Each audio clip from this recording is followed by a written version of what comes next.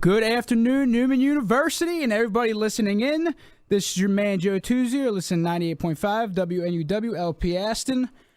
Now, on my Tuesday show, I discussed the recent coaching hires over the last few weeks in the NFL, including Doug Peterson, Adam Gase, and all the other ones. And today's show, I just want to go into the mindset of a fan, especially in football, why fans tend to argue, do we need an offensive coach, a defensive coach?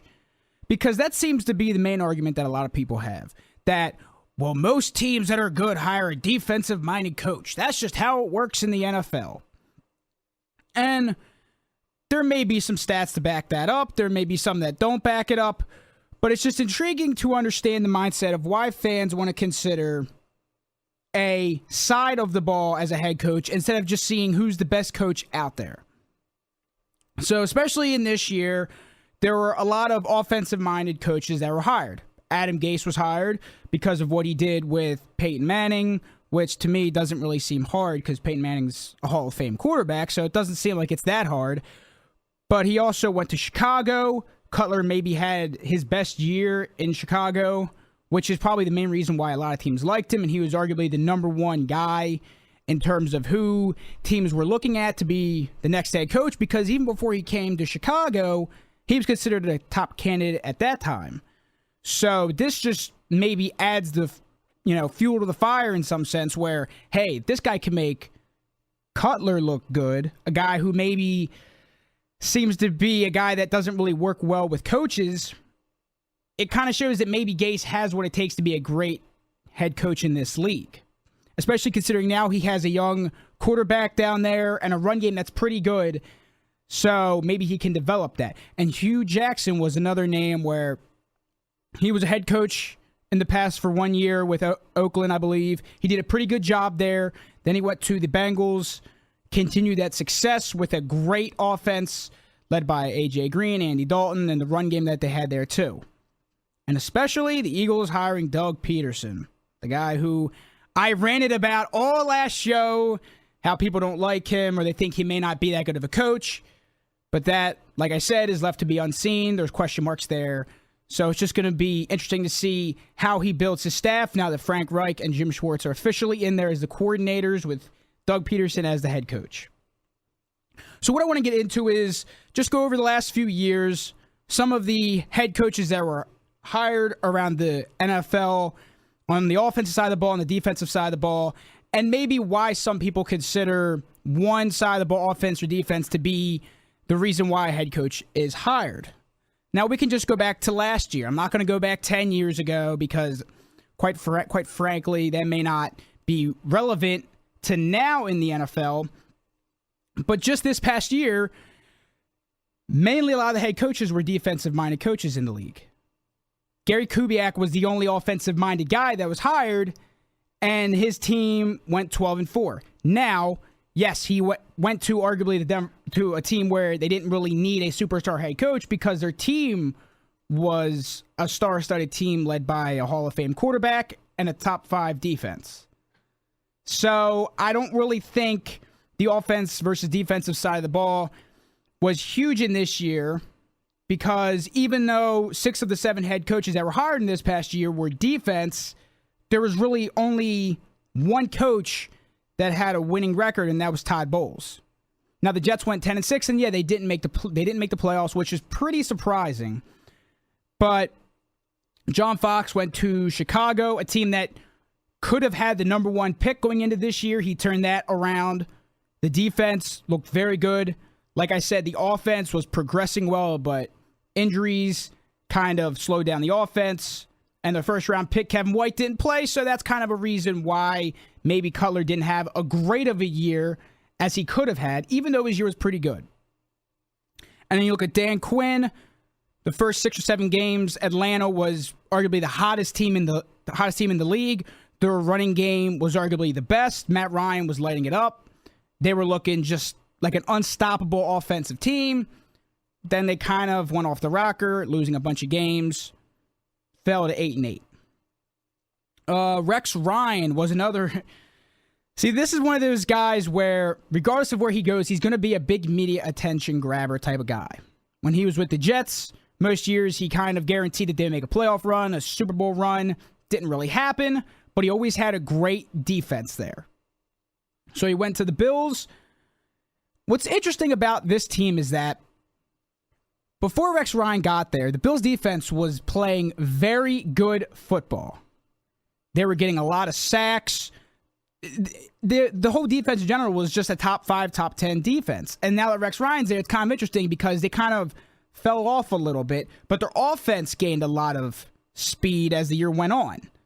And they might have one of the most underrated quarterbacks in Tyrod Taylor, who was a guy that came out of nowhere, and now he's arguably a top 20 quarterback in this league, and could be better if maybe they get a steady running game with LaShawn McCoy when he comes back to full health, and they help that offensive line out some. As I said, Todd Bowles had the best record out of all the defensive-minded coaches that were hired this year. And then Jim Tom Sula, a guy that kind of seems like a Doug Peterson hire, a guy that was hired because he was an internal guy that they knew maybe he could do something with the defense. He was already on the staff as, I believe, a defensive line coach. They didn't really play too good. Kaepernick kind of lost confidence with the team, and they went to Blaine Gabbert eventually, who actually turned out to have a pretty good year, considering he was a top 20 pick and was supposed to be a great quarterback. Maybe this year he finally got in his groove, and maybe, somehow he's going to be the quarterback next year if Kaepernick isn't Chip Kelly's guy, which I don't see how that's possible at this point. But you never know. Crazier things have, I guess, happened in this league. And then going back a year before that, this is where the offense and defensive-minded argument was kind of split. You got guys like Bill O'Brien, a guy that many people in this area know because he coached Penn State. And when he left, people didn't really know what to expect when he went into the NFL. This year they made a playoff run with a quarterback that isn't really considered an elite talent by any means. He's a decent player, but he's not one of those top 10 guys. And quite frankly, he's made that offense very good, considering that their running game was hurt. Foster went down. Their quarterback spot was kind of iffy, going back and forth between first string, second string. All the quarterbacks were hurt. Their offensive line was hurt, but their wide receiving core was great, led by DeAndre Hopkins, who turned out to be just an amazing talent. And it was also split between guys like Jim Caldwell, who in his first year took the Lions to the playoffs. This year kind of fell off the map.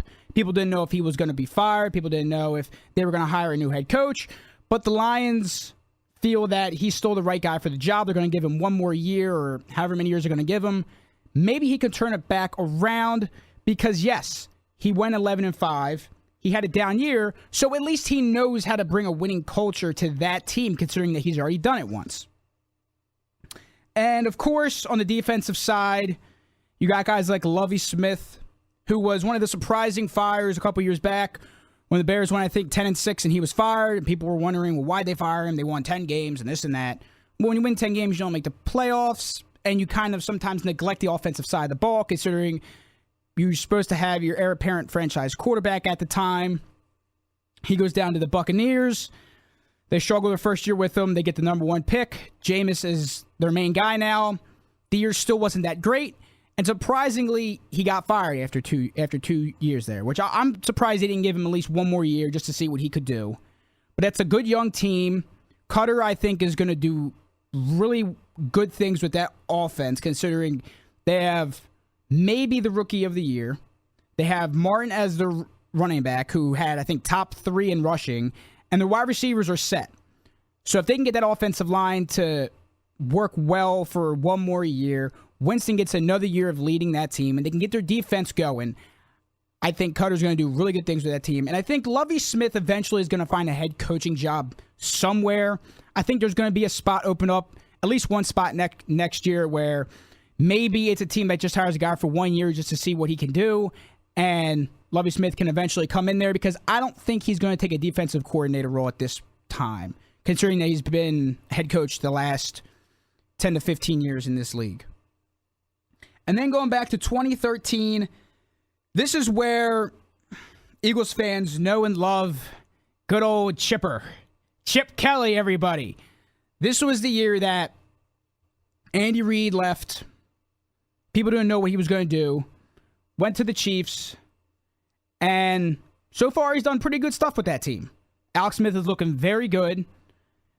You know, the run game is stupendous, considering that Jamal Charles got hurt. And it was still top 15 in the league, which is amazing considering that if Jamal Charles is playing, they might win that playoff game. They weren't killed. You know, because people always say, well, Peterson's in here now. Why did you get rid of Andy Reid if you're just going to hire the second guy? That's a whole nother argument. I'm not going to rant on it. I already did it on Tuesday. But, you know, that was a year where it was mainly offense. This past year, it was defense. The year before that, it was split. And that year, it was majority offense with Andy Reid, Chip Kelly, Mark Trestman, and Mike McCoy being the main guys that are all offensive-minded coaches. And so far, one of them has really succeeded. Trestman had a great first year in Chicago. Their offense was amazing, stupendous. Their wide receivers were lighting it up. Forte was having a great year. His second year, I think he kind of lost control of the team. And right now he's with the Ravens at this point. Didn't really have a great year, but you also have to consider that the majority of their offensive skill players went down hurt. So he's going to get another year. Maybe he can turn it around, especially considering that Flacco's going to come back. They're probably going to get Forsett back as the running back. And Brashad Perriman, their first-round pick, didn't even play. So he might be the next star receiver, or he might flop. But we don't know at this point. So it's just interesting to consider, you know, over the last 3 or 4 years, these coaches being hired. And it seems like every year, there's 6 or 7 spots that are open. Regardless of how a team is. It always seems like a coach is fired every year.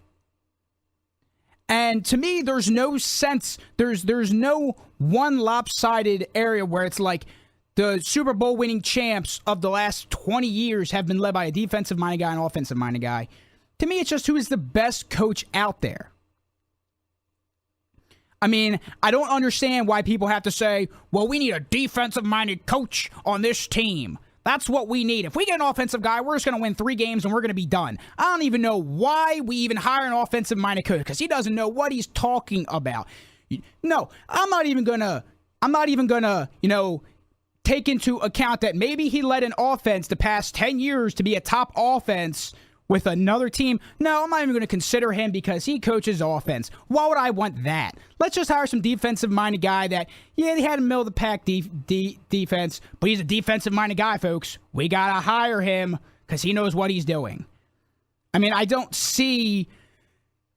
It just angers me. This is why I get on rants, because I just don't understand. And like I said on my last show, everybody can have their own opinion about who they want. I understand that I understand that if a guy's not your number one choice and he's hired as a head coach, you might be upset for a day or 2. But I'm just trying to get a sense of why people say offensive-minded coach, defensive-minded coach.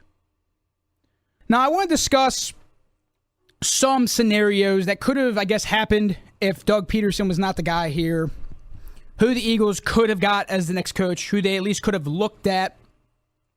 And it's interesting because let's just go back before Chip Kelly was even let go of his job. So let's say Chip Kelly stays here. Let's say he's still the head coach of your Philadelphia Eagles. There's a couple of things that you have to look at. Does Sam Bradford stay? That's probably the main question that you have to ask. Does Sam Bradford stay? Because entering the last 3 or 4 games of the year, Sam Bradford looked pretty good. I'm not going to say he looked like a $100 million elite player, but he looked like a guy that could run this, that this offense could run through him. He looked like he was gaining confidence with this team. And is he a guy that's worth maybe a 3 or 4 year deal? Yeah. But I think he's also a guy that you need to have the right pieces around him. He's not going to be a quarterback that is going to win it all on his own. There's maybe only 2 or 3 quarterbacks in the league that can do that. And the funny thing is that people say, well, maybe Sam Bradford really wasn't Chip Kelly's guy. How can you make that assumption? You don't trade your current quarterback and a second-round pick for a guy that's going to be here for 1 year. The only way you do that, the only way that I can conceptualize that thought is that maybe Chip Kelly said this is going to be my last year. That's the only way I could see if you trade all that for a guy that's going to be here for 1 year. I think Chip Kelly looked at it and said, this guy has the talent to run my offense, and maybe I can mold him because he really wasn't at a set spot for 10 years. He's not like he's a 35-year-old guy that's done it this way his whole life, and then he's forcing him to do it this way. He was in his mid-20s, and he's always been hurt, so it's not like he's been playing for the last 10 years. So maybe Chip Kelly said, hey, I can take this young kid who's got an accurate arm that can throw every pass that I need him to throw. I don't need him to run. I just need a guy that I can mold that can run the offense that way.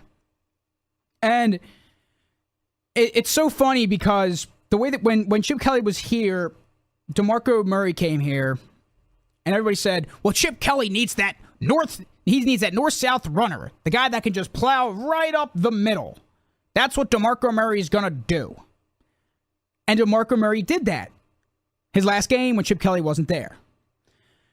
Because when Chip Kelly was at Oregon his last 3 or 4 years, if you look at the running backs he did not have a 6'4", 230-pound, Marshawn Lynch.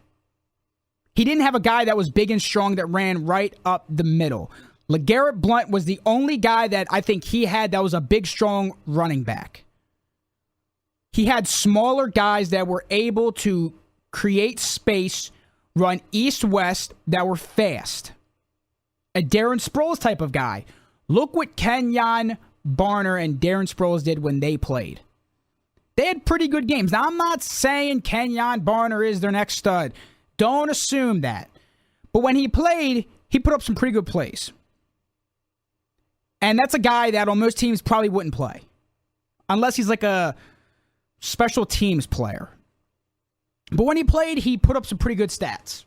And Darren Sproles was that guy that everybody said, well, you need to give him more reps. More reps. More reps. But if he's not a north-south guy, why give him reps? Because that's supposedly not a Chip Kelly guy. Oh, wait, it is. That's what LaShawn McCoy did. Look what LaShawn McCoy did when Chip Kelly had him. He had great years there. So the fact that he needs DeMarco Murray, maybe that's what he initially thought. Maybe that's what some other people initially thought. But it's obviously not true then. If when he put in east-west guys, speedy guys that are smaller, and they put up pretty good stats, maybe he didn't need that north-south guy. That's just all I'm saying at that point.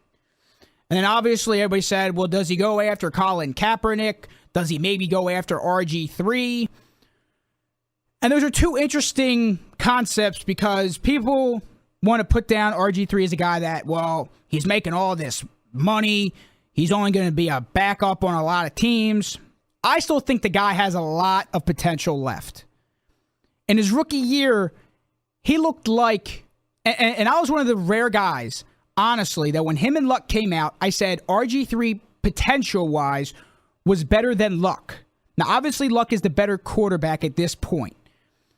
But if RG3 never got hurt, if his knee was never, as bad as it was, do you really think that he would be sitting? Maybe he has a great stellar year. Maybe he's still a star player. I mean, an injury like that for a quarterback that plays the way that he does is a major injury. If Peyton never had surgery on his neck, he might play a couple more years. These are things that people have taken into account. Now, I'm not saying you trade 3 first-round picks for RG3 and just put him out there and expect him to be a star with Chip. But if you could trade a 5th-round pick for him and somehow convert the money that he makes into a bonus or however you can do it, maybe it's a risk that you have to take. Because everybody says, well, and especially now, considering that if Bradford's not the guy, there's really no star quarterback out there. There's no luck in the draft. Jared Goff, Paxton Lynch, they're probably going to be going in the top 10, so the Eagles probably aren't going to get him. Carson Wentz seems like the next guy up. I don't know if a team like the Eagles is going to take a chance on a guy like that. And everybody's saying Deshaun Watson, who I love. And in that national title game, in the spotlight, he did not disappoint. And I think the guy in the next year's draft is going to be the number 1 pick unless somebody out of nowhere comes out and just plays lights out at the quarterback spot. Because Fournette, to me, is a special running back. I think is going to be an AP type player. But I don't think he's going to go number 1 unless it's a team that somehow loses every game, but they have an Andrew Luck type of guy. Deshaun Watson, though, isn't a guy that is going to throw the ball 55 times and run 0. He's going to be like Cam. He's going to be a guy that he's not going to run for 1,000 yards, but he's going to have a couple runs here and there. And maybe that's what Doug Peterson can use. But could you imagine Deshaun Watson with Chip? I mean, with that scheme, it would have been great. So maybe if you keep Chip for 1 more year and he comes in and you go in as Lurie, or if you're just Chip himself and say, hey, Deshaun Watson is the guy that I want. Give me 2 more years. This year, I can't promise that we're going to make a playoff run, but I'm going to do the best that I can. I'm going to continue to get the talent that I need. And I'm not saying trading away all your star players, but saying going into this draft saying, okay, we need offensive line. Our wide receivers need help still. Our defense still needs help. Maybe, and one of the things I also thought about is maybe Chip Kelly goes into it saying, yeah, I'm still going to have all the power over this team, but maybe he looks at the coaches that work with him and says, maybe I need guys that can help out too. Maybe I need a defensive-minded coach that has done it for many years. And I'm not saying Billy Davis can't get the job done, and I'm not saying Pat Shurmur needs to leave by any sense. But maybe he goes into it saying, I'm going to get that experienced defensive-minded coach that can help out, that can mold the defense to the way that he wants it to be. I have to focus all on offense, and that's how we build this team. You go into the draft, you draft positional needs, you play for the 1 year that you don't have a star quarterback, or maybe you look at it this way. Maybe you trade for an RG3 and say, I'll give you 1 year. We'll just see what happens. If you're a star, great, we keep you. If you're not, well, we can go out and draft our star quarterback in next year's draft. Because if Marcus Mariota in last year's draft is worth trading for, Watson, I believe, is worth trading for too. And he's a guy that can work in Chip Kelly's scheme. So I think that if you go into next year with Chip, with a quarterback like RG3, or even if you have to give Mark Sanchez the job for 1 year, just considering the option of, if you get Watson in the 2017 draft, maybe he has his guy then, and maybe the Eagles go on to be a great team. But that scenario is done now. We can't consider that since Chip is in San Fran with maybe the quarterback that he wants in Colin Kaepernick. Now, another coach that was considered, Tom Coughlin from the New York Giants, a guy who has a lot of experience in this league, a guy who has won 2 Super Bowls, a guy who is a leader for his team, a guy that players love to play for, and the main thing is that if Coughlin comes in, does McAdoo come with him? Now, McAdoo has the Giants head coaching job now, but if Coughlin goes to Ben McAdoo and says, I'm going to take the Eagles job, but I'm only going to be here for 2 or 3 years. I'm going to build up this team to the way that it needs to work. And when I'm gone, you're going to get the head coach. You're going to get the head coaching job when I'm gone. Maybe that's how it works out. Maybe he doesn't take the Giants' job at that point, and maybe you have your offensive staff from here on out, and maybe Steve Spagnuolo or Jim Schwartz are going to be the defensive coordinator of this team. Maybe they get the whole Giants staff here. And when that happens, maybe you get some players to come with you at this point. Jason Pierre-Paul is going to be out there. If the Eagles switch to a 4-3 defense, maybe he signs here on a good deal. Maybe they get somebody else. Who knows? But I don't think Coughlin would come in being a coach that's going to be here for the next 15 years. He's going to be here for probably 2 or 3 years, maybe 5, depending on how long he wants to coach. And maybe he has his replacement already on his staff when he comes in. And the other guy that everybody wanted was Sean McDermott, a guy who Philly fans know he was here before when Andy Reid was once here, and is a guy that has built a great Panthers defense. But one thing that I don't understand, and I said this on my last show on Tuesday, is the concept that Sean McDermott would be the savior of this team, but Doug Peterson is probably not going to win us a Super Bowl.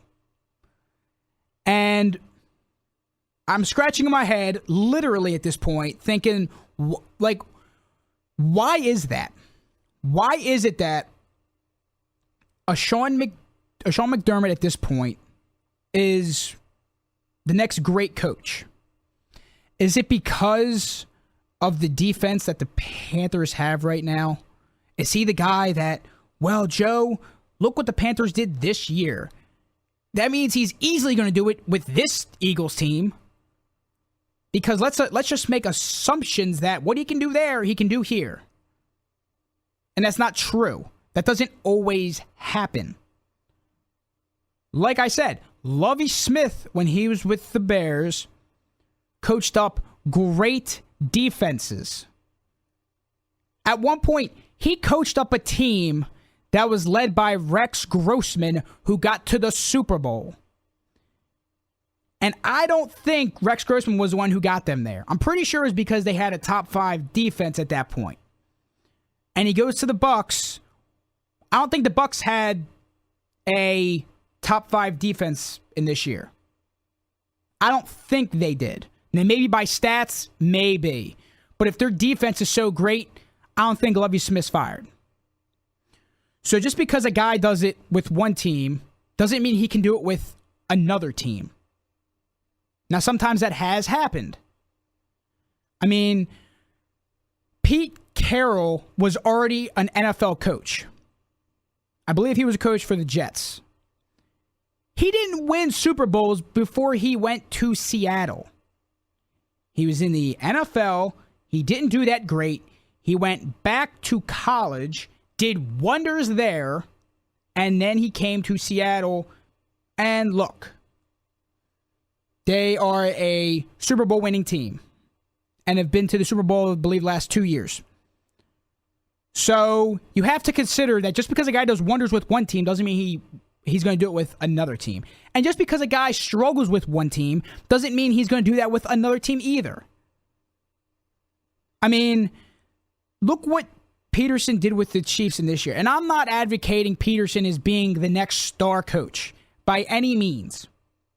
But you have to consider that if the Eagles' offensive line is healthy, if he runs a traditional I formation offense led by DeMarco Murray, if he gets a decent quarterback and the receivers maybe adjust in this offseason to catch the ball better, or maybe they get another receiver, a leader type of guy, and their tight ends continue to develop, guess what?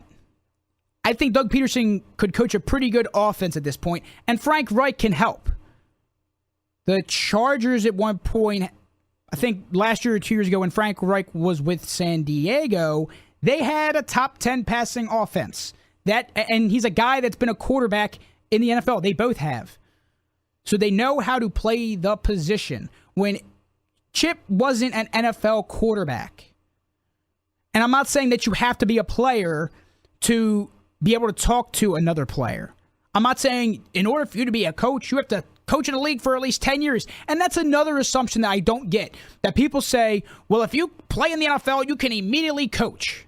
Brian Dawkins could come into the Eagles defense and coach a top 5 defense like that because he was an Eagles great. Just because you can play doesn't mean you can coach. So when Peterson and Frank Reich at least have the experience. Now, I know people are going to say, well, Joe, that doesn't make sense because you said that just because you can play doesn't mean you can coach. You're right. But Peterson and Frank Reich at least know how to talk and relate to the players. Chip did not have that NFL playing experience. So maybe it wasn't as easy for him to adjust to the NFL and adjust to the players that he was going to coach because he's not coaching college kids anymore. He's coaching grown men that are getting paid.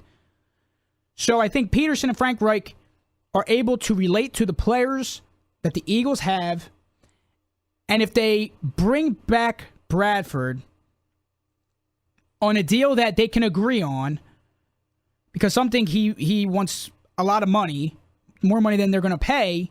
But if they can bring him back, maybe he can adjust to this scheme, and maybe it's going to be a scheme where he's not going to have to throw the ball 45 times. They're going to run the ball 30-plus times. Murray's going to get a majority of those carries. Ryan Matthews is still here, unless you trade him with another pick to maybe move up in the draft. And Darren Sproles is still going to be here. So he's a guy that can play in the slot. He can play multiple positions. I think this team has potential. I'm not expecting a Super Bowl run. I don't expect that. I don't think they will. I'm not going to say it's a fact that they won't because anything can happen. Because the NFL, what's so great about the NFL is that teams can turn around in 1 year. You don't need 5 years to build a team. Now, for the most part, teams that try to buy a Super Bowl usually don't work.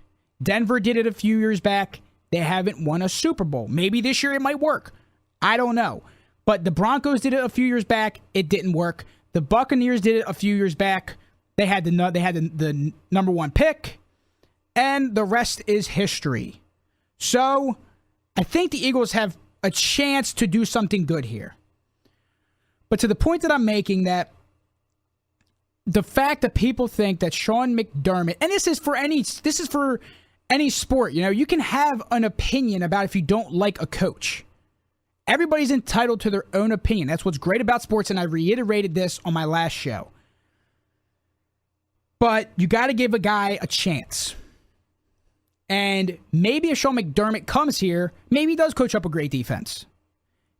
But you also have to consider who would he bring into the offense? Because this Eagles team is one of those teams where I think they're more set on defense than offense at this point.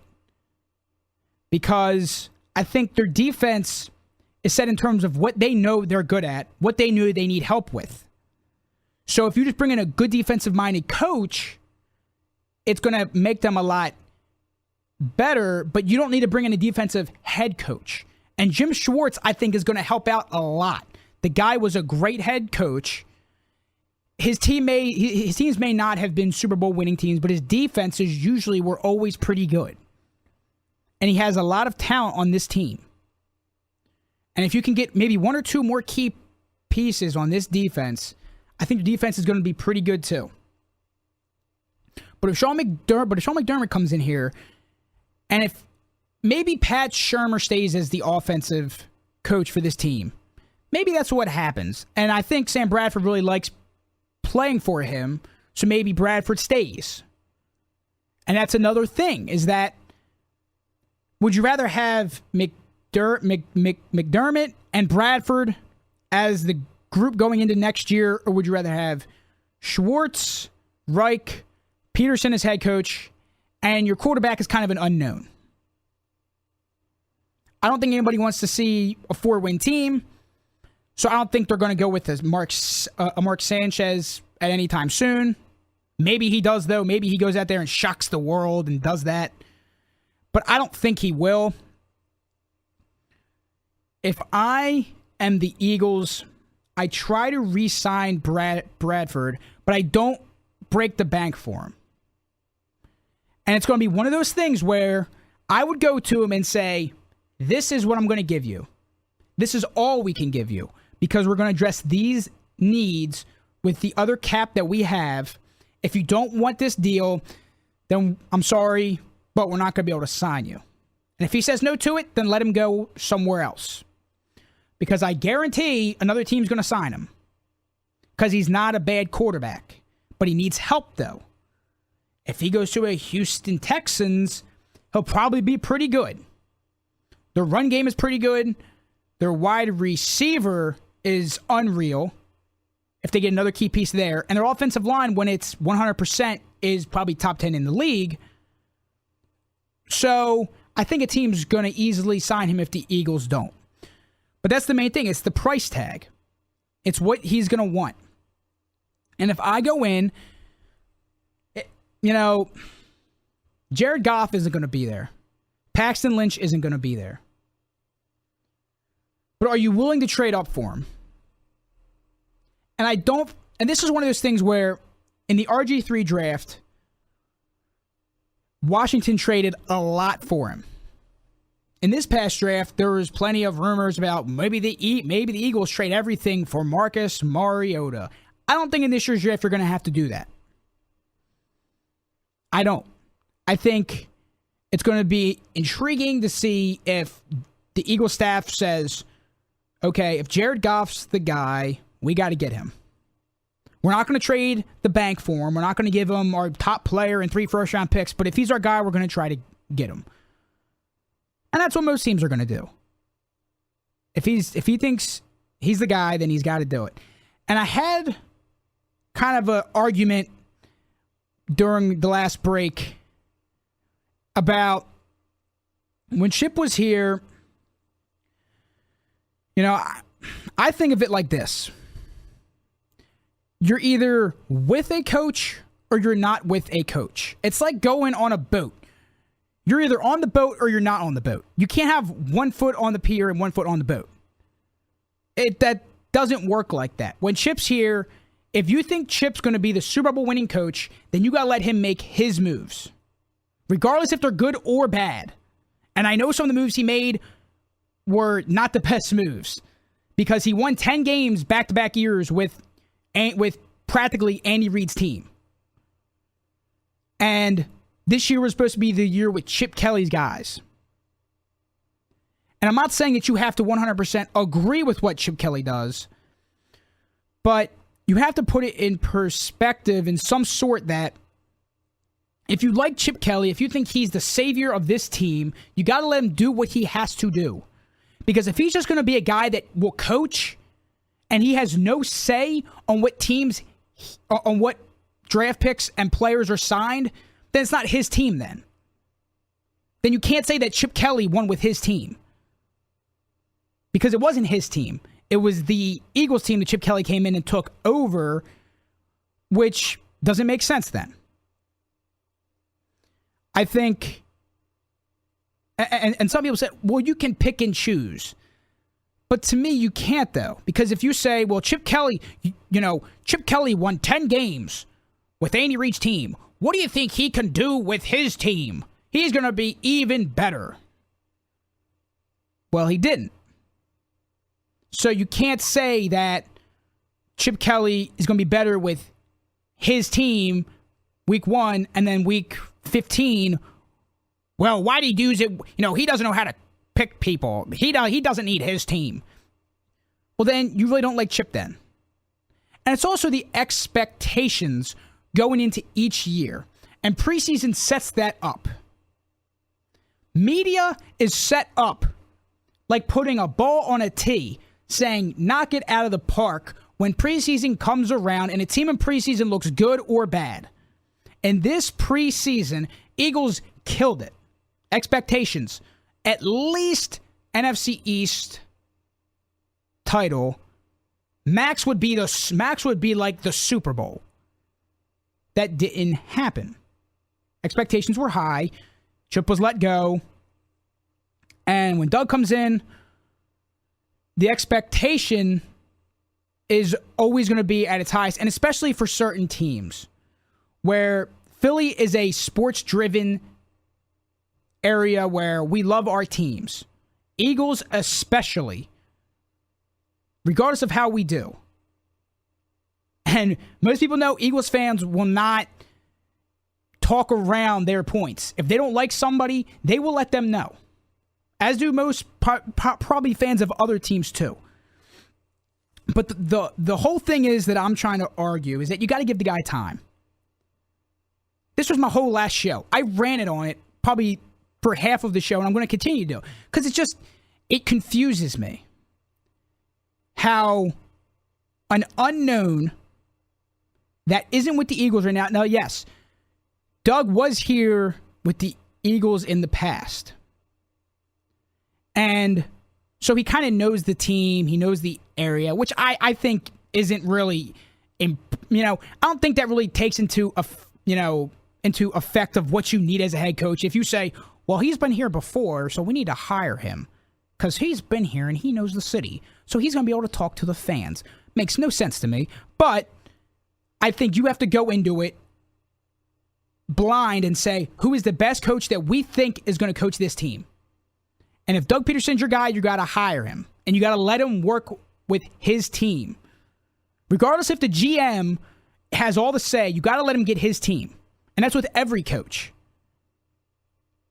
Now, if it happens where Doug doesn't have his team, if he works with Chip's team, and it doesn't work out, well then, you can always say, well, it was Chip's team, it wasn't Doug's team. But if Doug brings in his players that he wants and it doesn't work out, well then you could say, well, we knew he wasn't going to be a good head coach. But if it works out, let's just say the Eagles win 11 games, then it was a good hire. But you got to give him time. You got to see what this guy can do. He hasn't even coached a training camp yet. He hasn't even drafted a player yet. We don't know what this guy's going to do. And if the Eagles come out and win 0 games in preseason, is the expectation going to be, well, we're going to win no games? Is that how it's good? Is that how it works?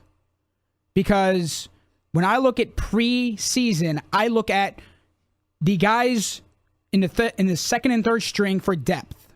That's what the preseason's for. Starters don't play a full half. I don't see why. I see why some people will say, well, we haven't seen a lot of this guy, so maybe he should start in preseason, and let's see what he can do. Okay, let's say you play him in preseason the full game, and he gets hurt, and now he's out for the year. Did you really need to play him then? Because if you see tape on him, and you know what kind of player he is, why do you need to play him? Why is preseason so important? For a guy that's a star player, for rounds 1 through 6, and for free agents and for undrafted players, yes, preseason is important because you have to see what you got. But if a Sam Bradford comes in, and that was the one argument. Calm down, Joe. That was the one argument that I heard was Sam Bradford did not get to play in preseason, and that's why he started off slow. So the guy was a 4th-round pick in this past year that never played in this league, I guess. The guy's played for like 5 years in this league. He doesn't need time. If he throws the ball to the receiver and the receiver drops a wide open pass, that's not on him then. So I don't understand. At this point, I kind of feel like I'm running in, I guess, like the same circle over and over and over again. Because I'm just trying to grasp the idea that the scenarios that they could have had, I don't think the result would have been any greater. Coughlin, to me, was the only option that I said, that's the guy that they have to get. If they want to win a Super Bowl right now, that's the guy that they have to get. But do you want a guy that's going to be here for 1 or 2 years, or do you want a long-term coach? Personally, I want a guy that's going to be here long term. Doug is not going to be here for 1 year. Unless they win like one game and the ownership does not want him here. If he goes out and wins 8 games, I think that is a success. I don't think you need to win a Super Bowl every year for you to be a good coach. Regardless of if you win a Super Bowl. And coaches have done, it's just hard to talk about at times because each person's opinion is different and nobody's really wrong. If you don't like the guy, fine. If you think he's going to be a great coach, great. I think the guy needs time. I think eventually, if he gets the quarterback that he wants, he can make it work. And the last thing that I'm going to say about this whole argument, because I'm basically done with this whole topic because it just seems like it's getting old, is that you have to put in perspective what he did with the Chiefs. He's been successful with the Chiefs. Now, people are going to say, well, the play calling was not all him. Andy Reid took it away from him at some point, or maybe he didn't have it all 3 years he was there. And you may be right. But the guy helped build that defense. He was there with Andy Reid from day one. So his fingerprints are on that offense. So that offense, whether Andy Reid built it or not, Doug Peterson at least had some input into that offense. Which means he kind of knows what he's doing. And he's bringing in a coaching staff on this team that can help out. And these are guys that have done it. These aren't some unknown guys. And that's what I like about the hire. And not so much Doug coming in as a head coach, but what I like is that the coaches he's bringing in are experienced guys. Now, if he would have brought in some unknown Division III defensive line coach to be the defensive coordinator of this team, then yeah, maybe maybe that's not a good sign. But he's bringing in guys that know what they do, and they've done it for years. They have experience doing it. So you got to give him time. Now, before I go, just some quick points about local Philly sports, especially considering that the Sixers won again, led by the rookie Jahlil Okafor, who's just having a great rookie year. Was a guy that could have been the number 1 pick, went number 3, which the Sixers have had the last couple years. And it's just astonishing how 1 or 2 players can change the energy of a team. Ish Smith came up, been playing lights out. Ja's looking good. Noel's looking like the player that he was last year. I think this team is going to be really good in 2 or 3 years if they get the right pieces. If they can get Simmons, Ingram in the draft, I'm hoping that it's Ben Simmons, but I will be very happy if we get Ingram, if we don't get the number 1 pick. But I think the Sixers are headed in the right direction, as well as the Flyers, whose rookies are looking very exciting. The ghost Shane Gostisbehere is just could arguably rookie of the year. I don't think he'll win it, but I think he should definitely be up for it. The goaltending is playing very well. Mason is looking comfortable as a number 1. And the offense is looking a lot better now. In the beginning, the offense wasn't scoring a lot of goals. It looks like it was getting slow in the first couple games. Now it looks like it is coming around with Giroux, Voracek, and Simmons leading that top line. And guess what, guys? All their top rookies aren't even up yet. So when they get all their star rookies up, I think his team's going to be very formidable. So that's all I have for you today, guys. I want to thank you for listening in. I'll be back Tuesday, same time, 11 a.m. You're listening to 98.5 WNUW LP Aston.